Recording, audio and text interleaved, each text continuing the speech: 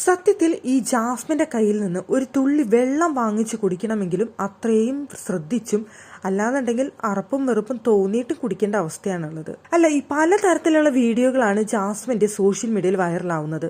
അത്രയും വൃത്തികേടാണ് അവൾ കാണിച്ചു കൂട്ടുന്നത്. ഇപ്പോൾ ദേ വീണ്ടും ഒരു വീഡിയോ വൈറലായിരിക്കുകയാണ്. നമ്മുടെ ഗബ്രിക്ക് തന്നെയാണ് ചോറ് വാരി കൊടുക്കുന്നത്.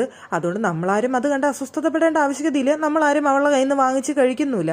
പക്ഷെ കാണുന്ന നമുക്ക് തന്നെ ഒരു ഇറിറ്റേഷൻ തോന്നാണ്. ഇത് എന്താണ് ഈ കുട്ടിക്ക് ഇത്രയും വൃത്തിയില്ലാതായി പോയല്ലോ എന്നുള്ളൊരു തോന്നൽ. അത് കാണുമ്പോൾ നമുക്ക് തന്നെ തോന്നുന്നത് സ്വാഭാവികമാണ്. ഏതൊരു മനുഷ്യനും തോന്നുന്നതാണ്. എനിക്ക് തോന്നിയുള്ളൂ. അതുകൊണ്ടാണ് ഞാനിതിപ്പോൾ പറയുന്നത്. എന്തായാലും ഗബ്രിക്കാണ് ചോറ് വാരി കൊടുക്കുന്നത്. ചോറ് വാരി കൊടുക്കുന്ന ആ വീഡിയോ കണ്ടു കഴിഞ്ഞാൽ തന്നെ നിങ്ങൾക്ക് മനസ്സിലാവും. ചോറ് വായിലേക്ക് ആദ്യത്തെ ഉരുള കൊടുക്കുന്നു. അതിനുശേഷം മൂക്കൊക്കെ ചൊറിഞ്ഞുകൊണ്ട് ആ കൈ കൊണ്ടുവന്ന് അത് ചോറിലേക്ക് കുടയുന്നു. എന്നിട്ട് വീണ്ടും ഉരുള ഊറ്റി ഗബ്രിക്ക് കൊടുക്കുകയാണ്. എന്തുകൊണ്ടാണെന്നറിയില്ല, ഗബ്രി എനിക്ക് വേണ്ട മതി എന്ന് പറഞ്ഞു. എന്തായാലും ഗബ്രി അത് കണ്ടിട്ടാണെന്ന് എനിക്ക് തോന്നുന്നില്ല. അങ്ങനെ കണ്ടിട്ടാണെന്നുണ്ടെങ്കിൽ അവളായിട്ടുള്ള ആ ഒരു കണക്ഷൻ അവിടെ വെച്ച് അവസാനിപ്പിക്കുമായിരുന്നു. ഗബ്രി അത് ശ്രദ്ധിച്ചിട്ടില്ല. വേണ്ട എന്ന് തോന്നിയത് കൊണ്ടായിരിക്കണം ഗബ്രി വേണ്ട എന്ന് പറഞ്ഞത്. എന്തായാലും കാണുന്ന ജനങ്ങൾക്ക് ഭയങ്കര അറപ്പും വെറുപ്പും തോന്നുന്ന തരത്തിലുള്ള വീഡിയോ ആണത്.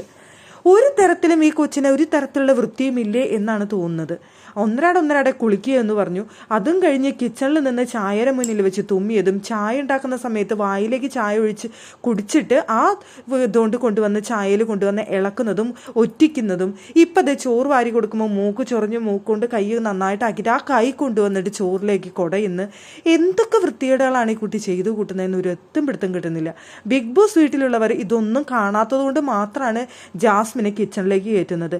അല്ലാന്നുണ്ടെങ്കിൽ അവർ ജാസ്മിൻ കിച്ചണിൽ കയറിയാൽ ഞങ്ങൾ ഫുഡ് കഴിക്കില്ല എന്ന് പറയുന്ന ഒരവസ്ഥ വരും.